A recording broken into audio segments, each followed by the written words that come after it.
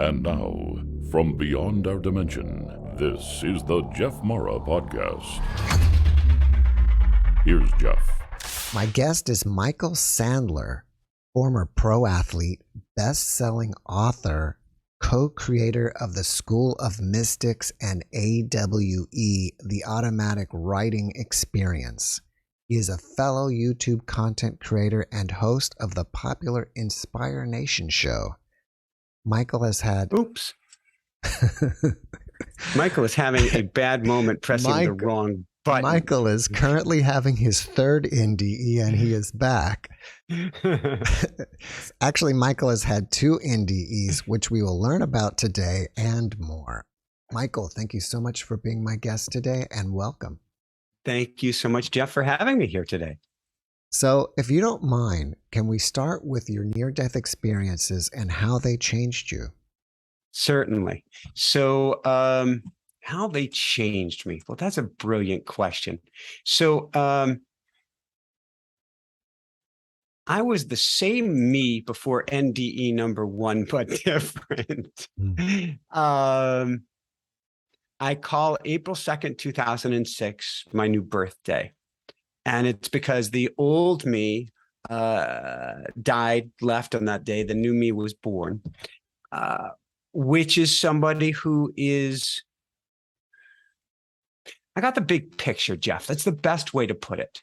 There was the little me picture, and then there's the big me picture. There's a greater understanding of everything and everyone, how we're all interlaced and all of that good stuff, which obviously goes beyond words, but ego loves to sneak in the back door and try to come up with words for it anyway. But I became much more about others than focused on myself. And that was NDE number 1, and softer, but much more focused on others. NDE number 2 was a direct result of NDE number 1. And in fact, technically speaking, I had after NDE number 1, I had a titanium femur or titanium rod through my left femur, titanium rod through my left hip. So titanium femur, titanium hip, and some associated hardware to hold it together. After my second NDE, I had matching titanium rod through my right, all matching stuff to balance me out. Number 1 set me on my path. Number 2 was part of a trifecta. There was not a third NDE. Thankfully, there was a third accident, but a trifecta to open up my heart and let go of the egoic driving and striving that I'd been doing. And when I say ego in the back door, for myself, learning the big picture, wanting to help others, wanting to teach, my mission is raise people's vibration, elevate consciousness, shift humanity. At the time after NDE number 1, I thought that meant by slaying myself, pushing myself, driving myself. And NDE number 2 was the universe's way of saying, you didn't get the message, did you? It all comes from love, and that starts in here. And the accident that followed NDE number 2, which cracked open all the bones in front of my heart, above my heart, behind my heart, basically around my heart, was to crack me wide open to finally, and you don't have to learn through these things, there's kinder, easier ways, to live in that wide open heart space. And so I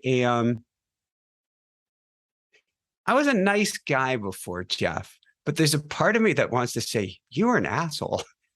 I don't know if I can say that, but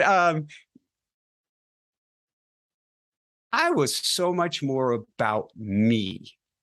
And it wasn't that I wasn't a nice guy, because I was on this spiritual path since I was a little kid. I can remember mystical experiences as early as 5. But there was a shedding that needed to take place, or a cracking open. And that's what these things provided me. You mentioned that you didn't get it the first time. Do you think you planned these NDEs out pre-birth? You do and you don't. You do insofar as you plan the nodes on your timeline. the big events that are going to take place. How it's going to occur, what it's going to look like, you don't know. And that's probably a good thing that you don't know. So I do know, and I've seen it in a past life regression. I've seen it at other times as well. I went before the equivalent of a council of elders. And they said, what do you want to learn this next time? And I'm like, I want to learn it all. Give me the works. And they're like, no, Michael, because your personality is still your personality anywhere. Energy is still energy. And they're like, no, Michael, what do you want? I'm like, give me the works. And I got the works. So specific events got to take place to steer me on my path because I wasn't getting the learnings elsewise. Had I been able to get the learnings in another means, then those specific nodes on the timeline probably didn't need to take place. However, they're very high level teachings. And so it may have been that NDE number 1 was completely and totally unavoidable. NDE number 2, it's interesting because titanium wise, I'm identical, I'm matched, which suggests that this was definitely preordained. But maybe I didn't have to be. Maybe I could have made the shift beforehand, but the egoic drive and strive and push and achieve and charge part of me just wouldn't shut down. And so I had a conversation with my spirit on the side of the volcano Haleakala.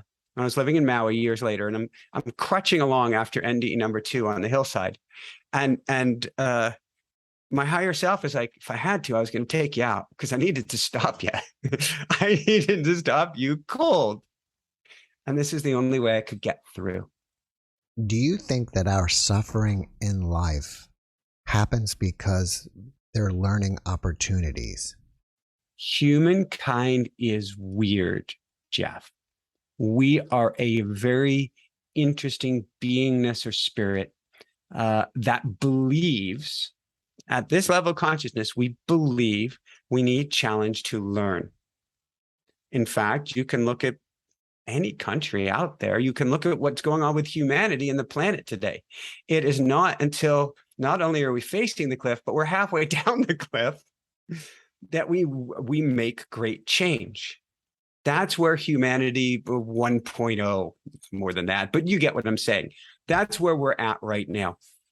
And so I chose to incarnate into that current paradigm, which meant that's how I'm going to learn. Now, I'd like to say I have evolved, I'll put that in quotes, beyond that.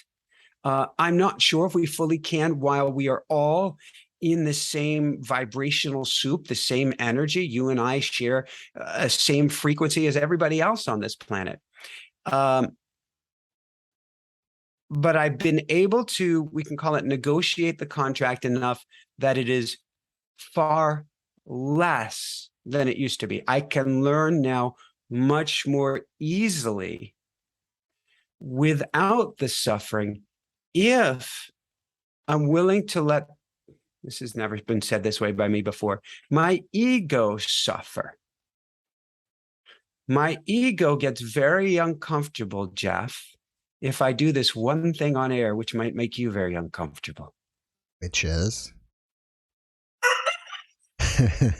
Ooh, he's very energetically sensitive. If I do nothing, the egoic mind doesn't like, no, we're not getting it now, the stillness, the silence. We'll give him a few more crows, and then if he doesn't stop, I'll introduce you to him. I'll introduce everybody to Roo, and then I'll have him take them out. I would love to meet Roo. All right, hold on. Let me get Roo, and then we're going to go back because he's the most energetically sensitive creature you will ever meet. And so when I hit a high point, and my high point was silence, he took the cue. Well, the universe is always speaking to us, right? Yeah, it's our job to listen. And with a rooster, it ain't hard. Hold on here. Here we go. You know, he is beautiful. I think it's an amazing that you have a Roo or rooster, I guess. I mean, I think you call him Roo, and I could almost do a whole podcast just on Roo. Well, he is going to be starting. We've had him for over 2 years.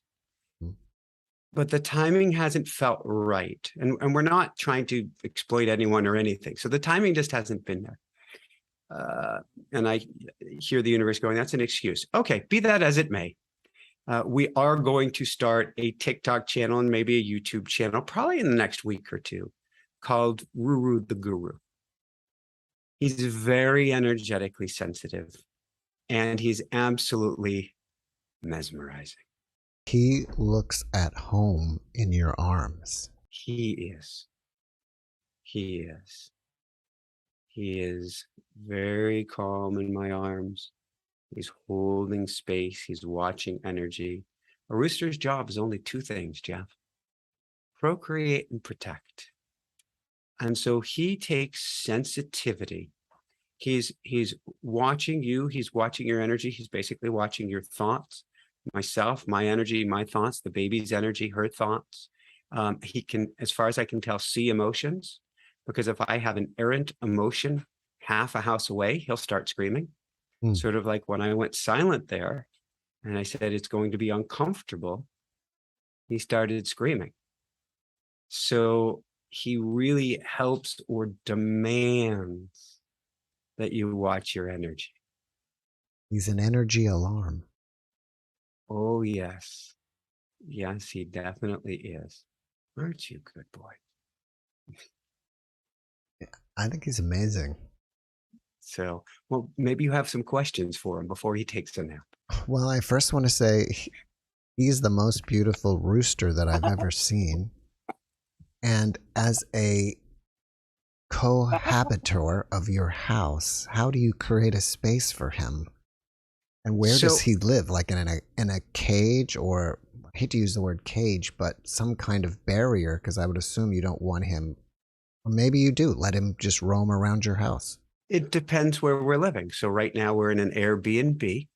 So he has his own space that there's like this little barrier thing set up around it, and a nice giant massive yoga mat floor that he's on. And he has a huge soft kennel in that space, which has his two girlfriends, which are stuffed animals, Susie Q and Henrietta. And so he watches over them. And then when he sleeps at night, he sleeps in his own bedroom in a soft kennel. And he also rides shotgun all the time. He has the passenger seat in the Tesla. And so anytime I'm going for a ride or a drive, he's going with me.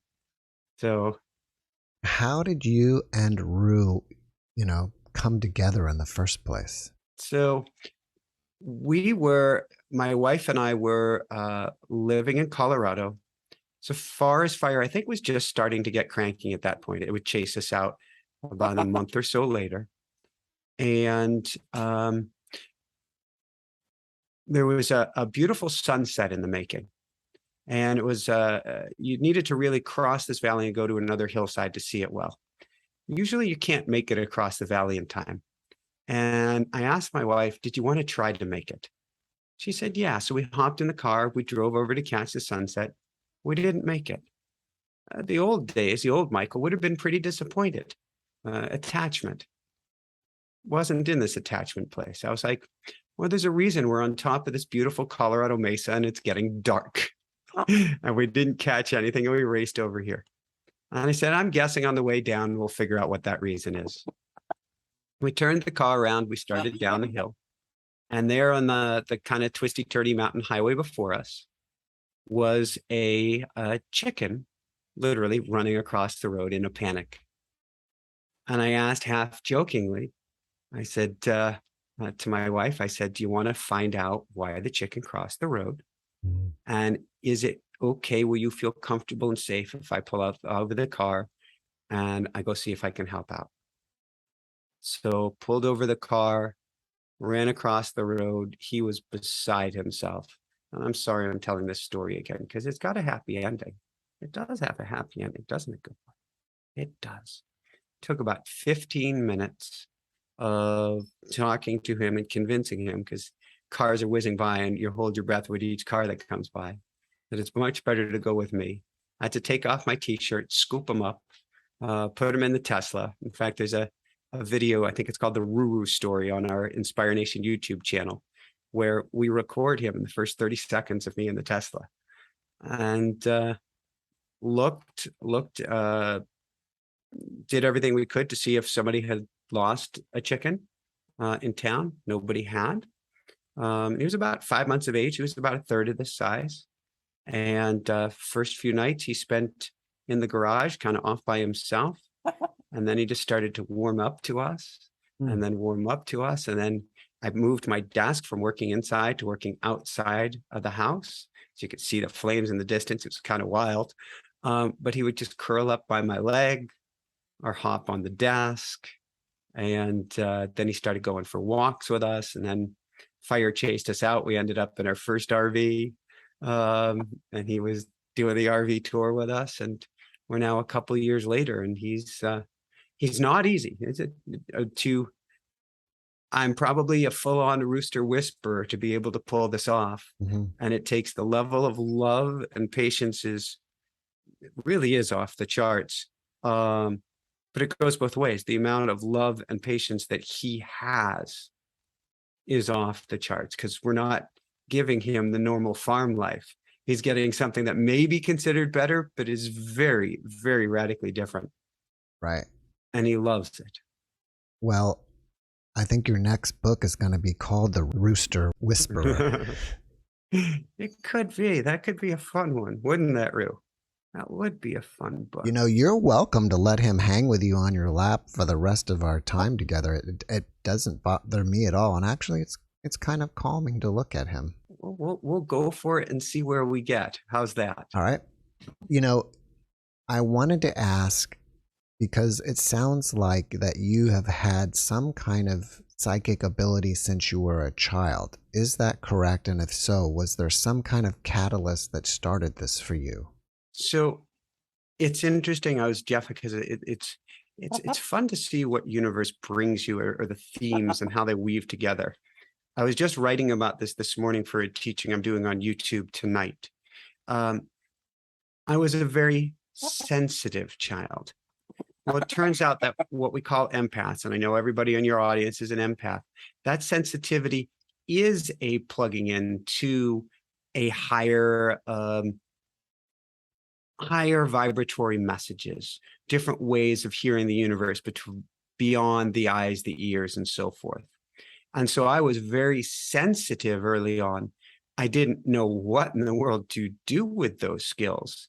And growing up where I did, it didn't exactly give the outcome that you desired.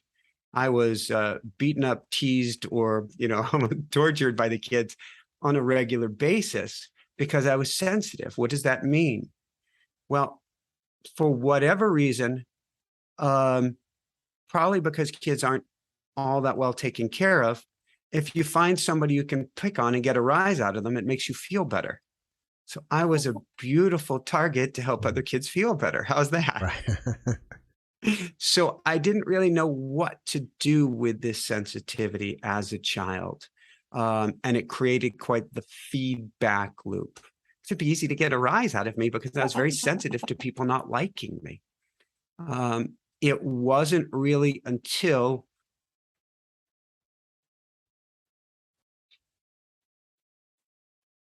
there were all sorts of hints and interesting things going on in childhood. But it wasn't until really I was racing in bicycles in Europe and trying to make it to the Tour de France. This was a long time ago. And I got waved by a French safety official through a blind turn into an oncoming car. This is the give me the works. And as I lay there on the side of the road, broken in many ways, I thought, God is dead, there is no God. It is the 6.5 or 7 years of healing and suffering and struggling emotionally, physically, label PTSD, label the works, that I was really able to start down the spiritual path and get it. There had been glimpses before. And again, they give me the works. The year before that, when I raced bicycles in Europe, I finished a very difficult season. I came home to the States.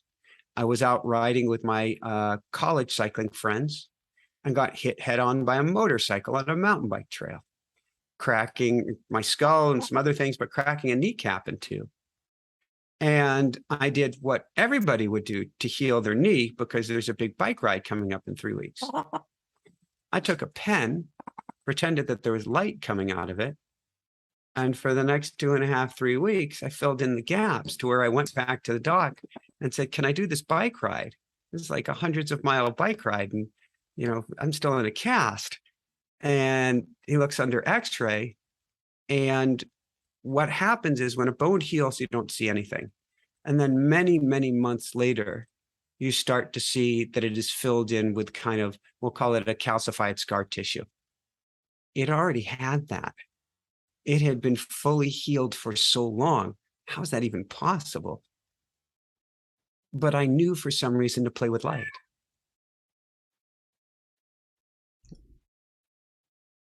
So it's been in there, but I just didn't know what it was or what to do with it. The thing is, last note, it's in every one of us. I find that a lot of my guests who have had near-death experiences have cognitive changes, which in my opinion are psychic, afterwards. Did you find any new changes like that after yours? Light. Light stopped being a two-dimensional thing and started becoming three-dimensional, or we can go woo, fifth-dimensional, blah, blah, blah. It started having texture. It started having more meaning to it, more brilliance, more color.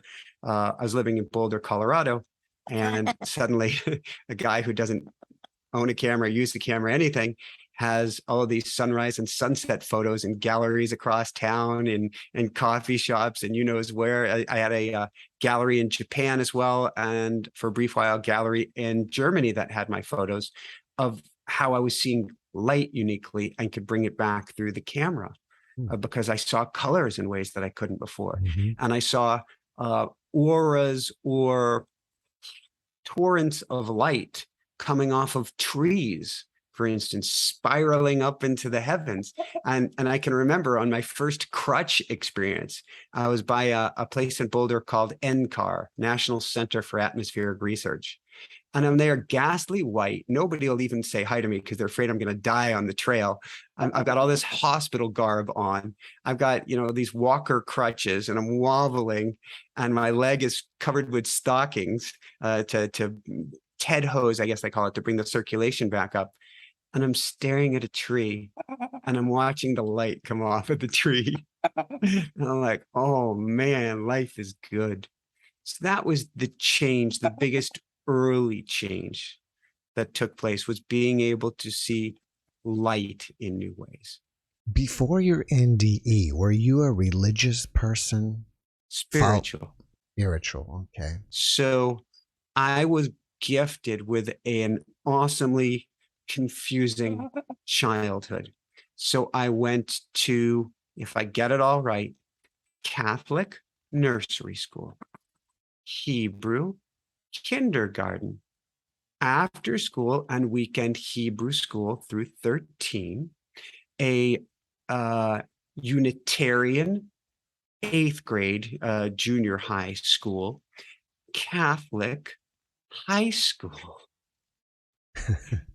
And then after getting hit by the car, I ended up dating a Navajo girl and went to, I would go, I was participating in temple, in church, and in Native American church and Native American ceremonies.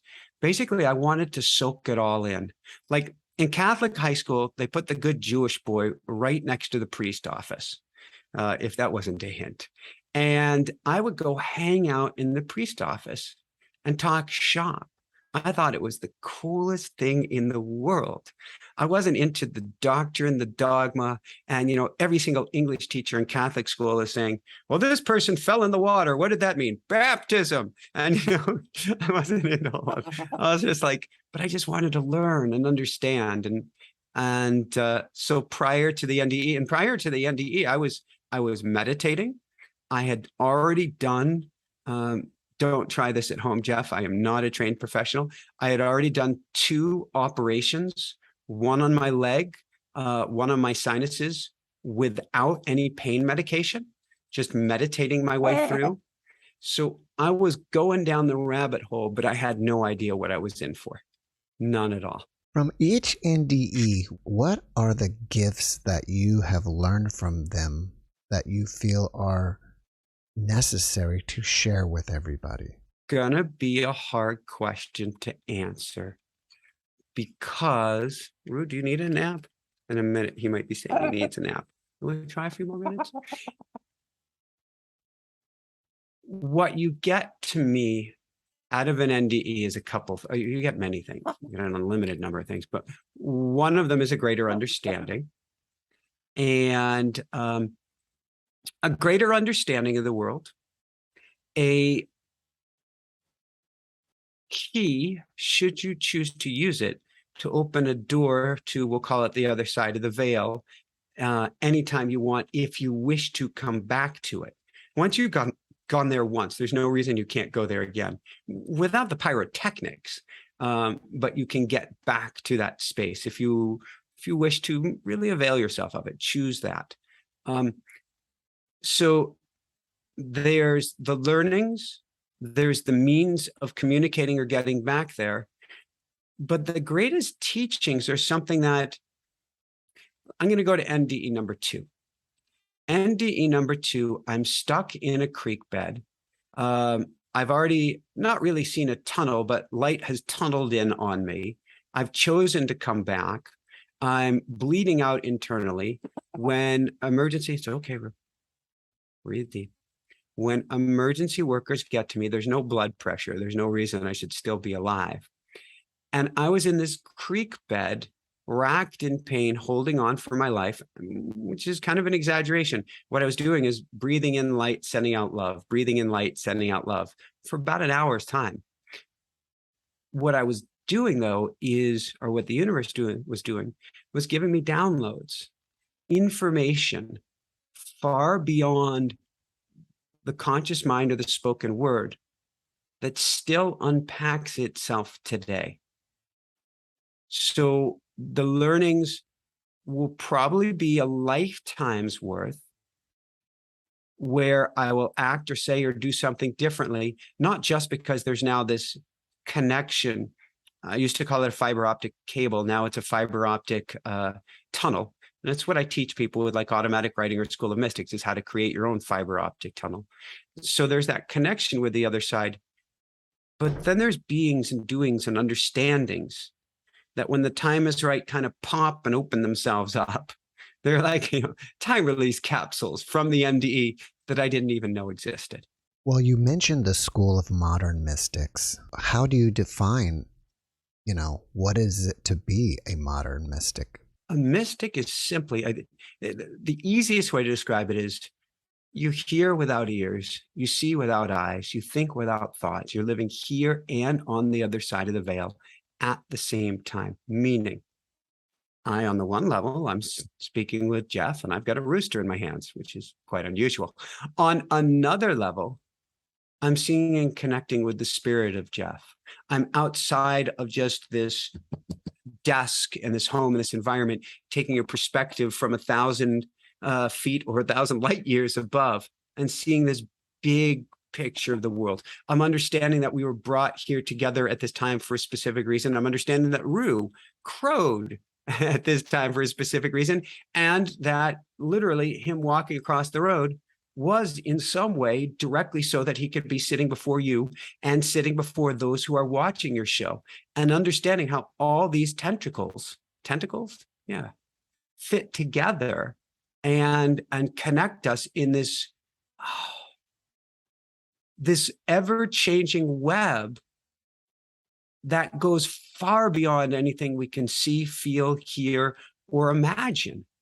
And so a modern mystic is somebody who understands, hey, I'm really energetically sensitive. I don't know why, but honestly, this place freaks me out. There's got to be a reason for it. And if you learn how to dial in those skills, you realize you're only a step or two away from being able to see beyond, we'll call it the matrix. There's no big bad matrix trying to get you. This is a learning opportunity. And humanity has chosen its point to learn with challenge. So we need it. Thank you, teacher, for instance. But we're able to take that step to see outside of ourselves. The whole world changes. There's such a richness to it when you are no longer, it's so cliche, stuck in this world, but you're on it. You're watching things. So you can see, oh, wow, they're saying this on the news again. Well, that's pretty creepy. I know what that is about. This is taking place. I understand why that's taking place. Look what's going on globally. Wow, this is part of our awakening. Look at how people are coming together. Isn't this cool? Oh my God, I'm really nervous this morning. Let me step back. Oh, I can see inside of myself what's going on. You're no longer limited to things are just as they are. So like right now, my School of Mystics, we have a 3-month program we're going through right now, where it's been, last month was about seeing beyond the eye. Has to do with your third eye, your pineal gland, but being able to really take in knowledge and information that you can't see with the 2 eyes in front of you. And now it's about hearing. How can I get in acoustical alignment, vibratory alignment, have a harmonic convergence, you could say. Hear from spirit without words. How can I play with that? And then it will be about thought. They're all trainings into things we are all already capable of. We came here with these super skills. They're part of who we are. But then in the first few years to maybe decade and a half, particularly with modern schooling, it's all kicked out of us for our own safety. We think I've got to dim that light, but it's in all of us. And so a modern mystic just has that light cranked, each in our unique way, to the max again. What do you think that your students get the most benefit from? Learning the information or doing the activities that you require them to do? Being bathed in the energy of the information, not the actual thought of it. It's like it toggles switches. We can call it epigenetics. And now my students, without me needing to say a word, start to come to the greater understandings on their own. They start to put all the pieces of the puzzle together. It's like Luke Skywalker in what was it? The Millennium Falcon. And he's trying to learn how to hit an orb with his lightsaber with his eyes closed. Did he use that exact skill later on? Probably not. But it goes into his psyche, this understanding that there is a force, that there is an energy, there is a connection between each one and everything. So I do give an exercise a week for people. They're pretty cool. And right now, things like opening the third eye, that's something you do for life. That's really cool. But it goes beyond that. It's helping you build a new structure or understanding, a new map of the world that's beyond the map that you were given. And then it allows you to walk through the world in a different way. And so I can't say it's a particular thing I say or a particular thing I have you do. It's your new, we'll go to neuroplasticity, the new neural highways that you're going to create and the new possible highways you're going to create because of it. Do you think it's very important that we're here on the earth at this time? And if so, why? Oh, this is the show, man. This is what it's all about. I truly believe spirit, we can call them people, have queued up from around the universe, or universe is. Think of how many spirits must be out there. We got 8 billion known human spirits on this planet, just human ones. Forget about Roo has a spirit every bit as much alive and kick it as we do.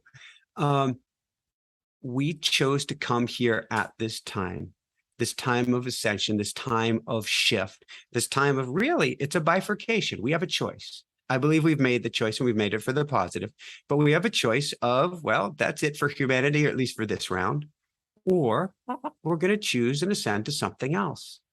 And I think it's fun and it's exciting and it's hard and painful and challenging and difficult and incredible and awesome. All of it wrapped together. And I think spirits from around the universe have queued up, gotten in line, ourselves included, to be here at this time. And it's a time of, this isn't a slow time of change. I know they're talking about, we're entering an age of Aquarius. We've got several 100,000 years. We've got 400,000 years, that this is the long, slow change. Yeah, but we are on an accelerator of accelerators. Just go turn on your weather channel and you'll see that things are not going to continue the way they are more than a few years. I mean, go look at the political systems, go look at COVID nuttiness or whatever. Everything is in change. And if we can get past the story, the little me story, it's okay, Roo. He's standing up very tall, very alert right now. There you go. Let's just melt. Oh, there you go. And he's saying, I'm a little hungry, Daddy. If we can get past the story of what does this mean for my individual life, and look big picture at what's going on. Holy smokes, it's pretty cool. Scary, hard, challenging, but wow. I'm glad you went into the ascension because I've talked to many guests about it. I kind of feel like you gave us your interpretation of it, but what does it look like when we finally get there? What is the promised land like? Great question. I don't have the answer. My guess is that this is an evolutionary process.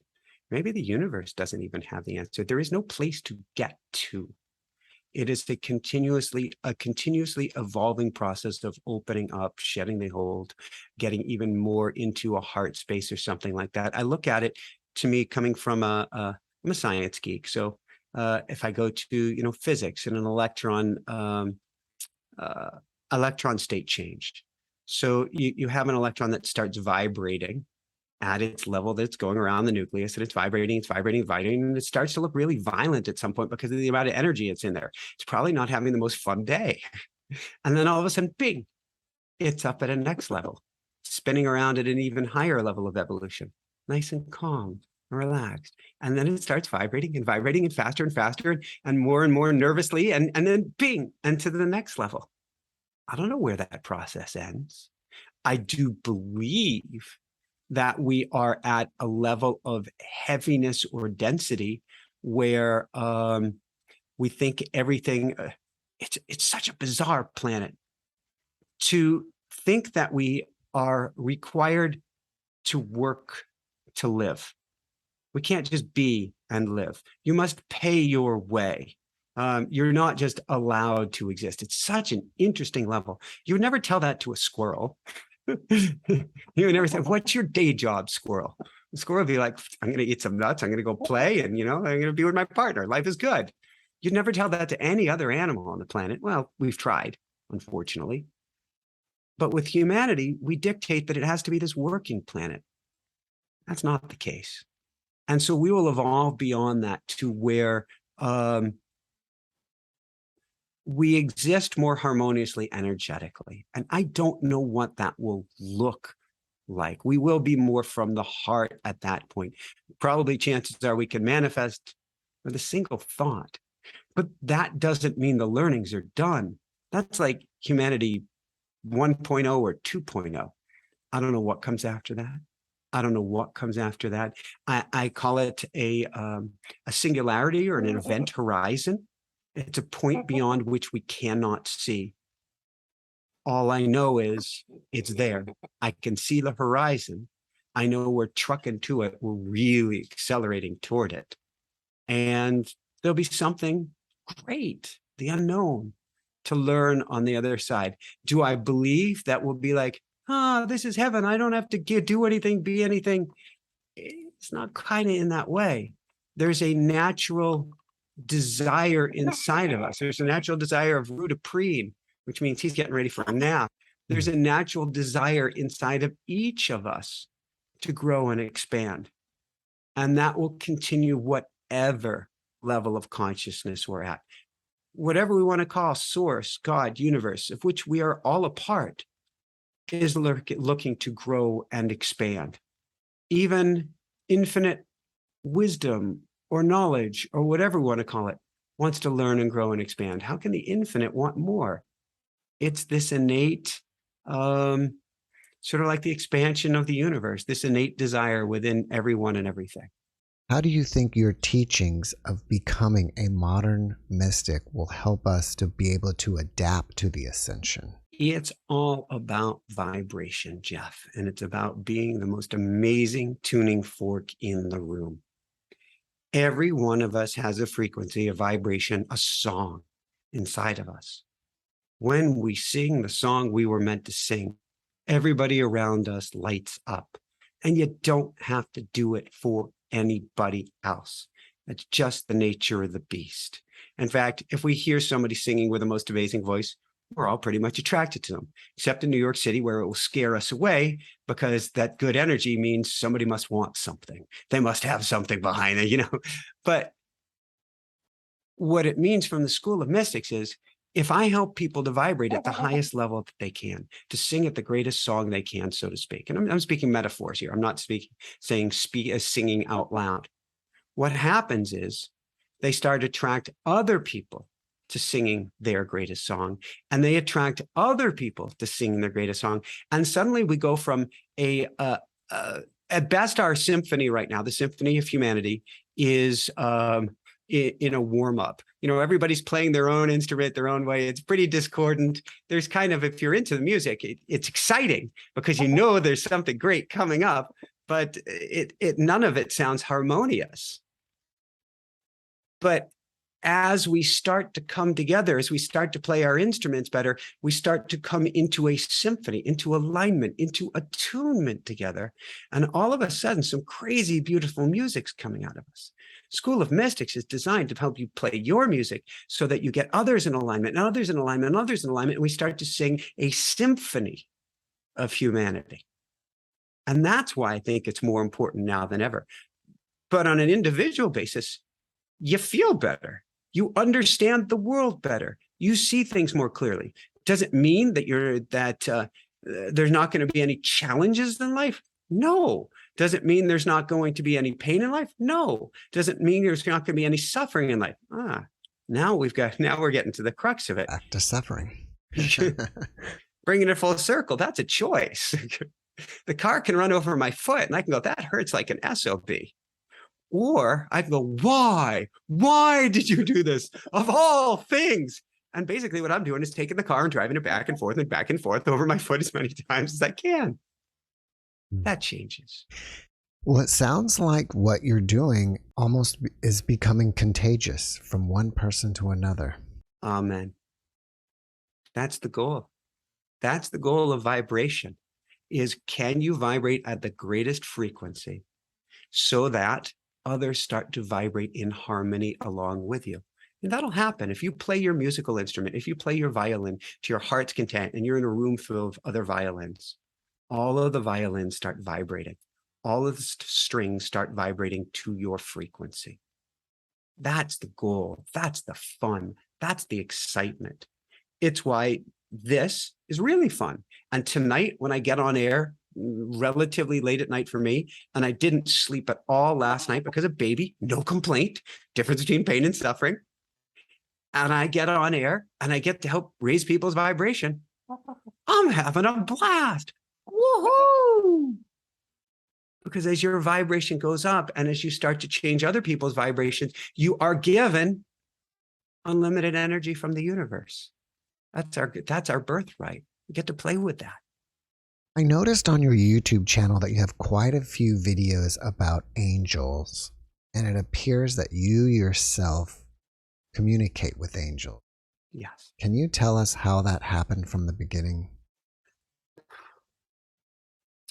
I've known them to be by my side since NDE number 1. And I went back to the spot where that happened for at least 7 years. I would put my hand on a tree. In fact, a mark formed there over years, and say, thanks. Thanks for saving my life. Thanks for the shift. Thanks for helping me with everything. But I didn't fully understand that until I started learning a process first to communicate with the Akashic Masters, librarians of the universe, and then my in quotes, kind of spirit-driven process, the automatic writing experience. Once I started diving into automatic writing on a daily basis, they started becoming much more prevalent in my life, guiding me from day to day, guiding me from almost decision to decision. Understand your angels are there for your highest good, but they're also teachers. So if you expect them to tell you everything, not going to happen, because we're here to learn and grow. Actually, angels, what does that mean, Roo? Why are you grabbing the cord? Angels are here to learn and grow as well. Angels are people too. We're all here to learn and grow. But, I call them angels. We can call them guides. We can call them higher dimensional beings. You can call them giant cheeseburgers in the sky. It doesn't matter what you call them. We all have a support network from the other side. We all think we're alone here, which is totally bogus. We all think that we're lost here. Again, totally bogus. We all think there's no purpose, which is totally bogus. You came here with a whole support network and team to help you on your mission of growth and expansion. And it's not about saving the world. I have this great mission. It ain't about the mission. The mission is not about the mission. If there was a mission, it's just all about love. That's the only mission. How can I get into the highest vibrational alignment I can? And Spirit is here with us in whatever form we want to call it to help us get in the highest vibrational alignment we can. Period. Full stop. So are you saying that your primary way that you communicate with the angels is through your automatic writing? Was. Because I started with the pen, and I started communicating with the pen on a daily basis. And then if you want to call it voice or voices or answers to questions without even a voice started coming to me a little bit, then a little bit more. So we started basically, in the beginning, my automatic writing was a dial-up connection. Then it went to a cable. Then it went to a fiber optic cable. And now it's that fiber optic tunnel where the words are coming through me always. It's my choice whether to listen to them or not, or to take action on them or not, or speak on them or not. But they're always there. They could not leave me now because I've opened that door up so fully. Do I still write? Every day. Absolutely. That is my favorite thing. That's my oxygen. I want to write to Spirit because there's no chance at that point of ego getting in the way. It's just this stream of consciousness coming from above, so to speak, comes spilling out on the page before me. At the same time, I can have the most amazing conversations and understanding with the universe at any point, at any time because of that. When you're doing your automatic writing, is it pen and paper or are you at a keyboard? I'm at the keyboard. I started pen and paper, but I grew up with dyslexic challenges. And as the words started coming more fast and furious, I started reversing letters and reversing words until it was, almost gibberish. It's okay. We're doing great. Almost gibberish coming out on the page. And so now I type, but I type with my eyes almost completely closed, kind of going back and forth a little bit Stevie Wonder style. And I got to check and make sure the fingers are on the right keys or I'm in trouble. But the words just race across the page. Do you feel like you're really witnessing the words or you're just typing them and then later you have to go back and reread what you wrote because you weren't thinking, you were just a conduit? I'm not sure how we would define witnessing. I would say certainly there's no thought going on in the words that come to me. However, there can be conversations. So for instance, I downloaded, in quotes, tonight's talk that I'll be doing on YouTube. And it's about 100 points, most of which I agree with, some of which I'm going, really? Is that really what we're going to talk about? And my angels guide to be like, hang in there. We're getting there. Hang in there. We're going to address that. At which point I will write, hey, is this my ego talking? What's going on here? Am I making this stuff up? And so I'm having this complete conversation. It's very easy to tell really what's coming from me or not, but it's a very rich conversation. It's not like, some booming voice up above, giving me a tablet to carve out a list of 10 things, so to speak. But it's not that I'm like hearing it really and taking dictation. It's just they are present and my fingers put it out on the page. So you're saying you're not hearing it at all. It just comes right through you. Just comes right through. How long did it take you to develop this technique?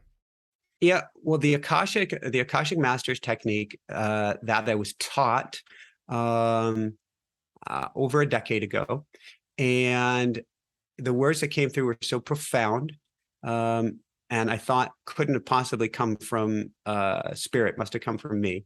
I was told I'd be a teacher, a leader, and speak before thousands and thousands of people from on a mountaintop up on high. And so I put the process away for a year and a half thinking, oh my God, my ego took that over. Tried it again, got the same thing, speaker, teacher, mountaintop on high, thousands of people, and put it away again. And then hit a past life regression, speaker, or leader, teacher, speak on a mountaintop on a high, blah, blah, blah. And so I started to dive into it and then started to refine the process after that. And many years ago, about the time when I got Roo, I think Roo was saying, it's time, Daddy. About the time I got Roo, I was living up on a mountaintop, speaking before thousands and thousands of people and teaching and doing some leading. And the words had been true. They'd been true all along. The process evolved, and it took years before I was ready to write a book on it, because I wanted to write a book that I don't know, SpongeBob. I don't know how smart SpongeBob is. Never watched SpongeBob, but even SpongeBob could learn automatic writing. And I wanted to spell it out and make it super simple. And so I would write about it. Universe would chime in and say, put it this way, put it that way. How about this? How about that? And it was this co-creative process. How is this teachable and learnable? So automaticwriting.com. You can go get the book or the automatic writing experience at Amazon or anywhere. And I recommend support your local bookseller, support them. With that said, I have live classes in a video-based program at automaticwriting.com. And that is a super, super simple way to learn. And so can't recommend that enough, just automaticwriting.com. And of course, you can join the School of Mystics. If you go to inspirenationuniversity.com, and if you type in, I've got something special for everybody who listens here today. If you type in the coupon code Mystical60, then you get $60 off for lifetime every month. So, and again, that's Mystical60. It is a time where I challenge all of us to not take things as being as they are. Things just are as they are. I don't have a talent. I don't have a skill. I'm not a channel. I'm not a medium. I'm not a mystic. I'm not a this. You're all of those things. You are me. You are spirit. You are a part of God's source, the divine, the light. You are love. It's a matter of rediscovering who and what you're capable of. But as you rediscover it, and one could say, well, how much of a difference could one, forgive me, Roo, chicken make in the world? This guy's probably going to have a far greater impact in his lifetime than I ever will. Because he doesn't know that he can't. He thinks he's great. He knows he's great. You're great. We're all great. And so that's what I'm teaching, is helping people rediscover their greatness while connecting to spirit in every means possible. Well, you're like one of the hardest working people in spirituality that I know. You have the automatic writing course, you have the modern mystics course, you're a best-selling author, you have the show. What do you see in your future and what you are evolving to? So as we record this, I look at my computer, and you may make this evergreen, but it says Monday, August 1st at 1:11 p.m. 1111 is going across the screen as you ask that question, which means I am completely loved and supported by the universe and perfectly on track. As I tell you, we're basically stopping interviews as of August 30th. I'm still going to do my live show. I will do very, very rare interviews. It is time to draw inward. It is time to write a lot more. There are at least 4 books queued up. If we include a Roo book, there could be a 5th book queued up and waiting to come out. And I get to both shift gears and continuously prune the tree, Jeff, and ask myself, how can I work less? Spend more time. I know we're almost there. You've hung in there well. Spend more time with my daughter, spend more time with my family, spend more time with spirit. And I know it's hard for the egoic mind. This brings us full circle again, because we were scaring ego a lot earlier with that, that silent spot that sent Roo off, is the more time that I can step back, I believe the more, without more sounds like a gimme, gimme, gimme, but the more time that I can step back, the greater my evolution will be, the greater my learnings will be, the greater my teachings will be, my understandings and my ability to help everyone. So that's the next step, is doing less, you could say, to do more, or doing less without even being attached to an outcome of more. After watching this podcast, if people have questions, is it best to ask them on your website or ask you on YouTube videos or what? Well, you can go live. You can see me every Monday night live on YouTube. I have a live show at Inspire. It'd be youtube.com/Inspire Show. And I have a live event every Monday night. Ask your question there. Join our School of Mystics. Ask your question there. You can send in your question through the website, but I do get a torrent of emails and contacts. And I love everybody, but I can't respond to everybody there. But I do my best to answer as many questions live on the air as I can. That's the easiest time for me. Because like tonight, I'll speak from approximately 8:30 p.m. to 10:30 p.m. without any sleep and without being tired. And somewhere around 9:30, I'll take at least a good half an hour of questions. And I'm so plugged into spirit at that point that it's just wild what comes out. But I'm there to serve. What do you normally talk about during your live events, especially that is different from the School of Mystics and automatic writing? So the live events take a topic and hit it on a top surface level. They don't dive very deep. They help give you some understanding. They help open the door. They help get your foot in the door. Once we go into automatic writing, we're diving deep. Once we go into School of Mystics, which is these highest level teachings, we're really diving deep. So what the live events do is they get your foot in the door. All right. Well, Michael, before we finish up, can you leave us with one last positive message?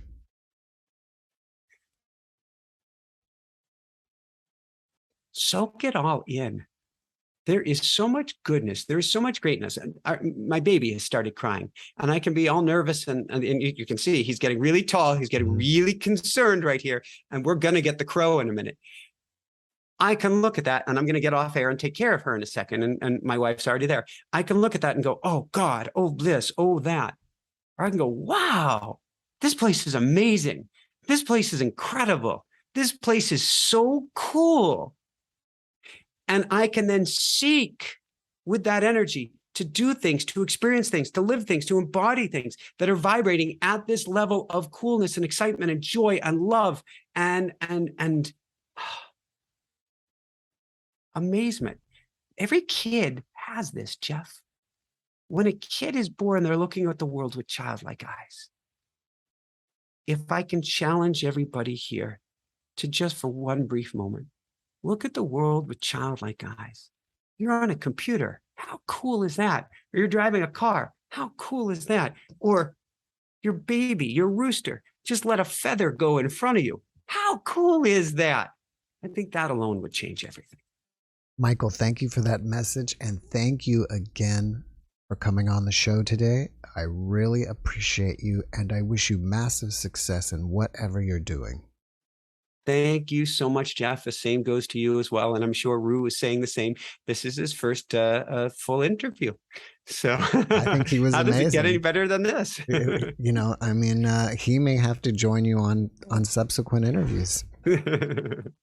I'll share this with our audience. I'll share this with everybody I know.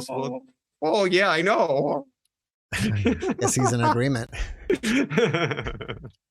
Lots of love, Jeff. This has been so much fun, and lots of love to everybody out there. Likewise. Have a great rest of your day. You too. Woohoo! Thanks for watching the JeffMara podcast. I really appreciate you. Another way to show support is through YouTube memberships. And if you do, there are loyalty badges and other perks depending on your level of membership. All you need to do is click the join button underneath the video to find out more. Thank you for your support.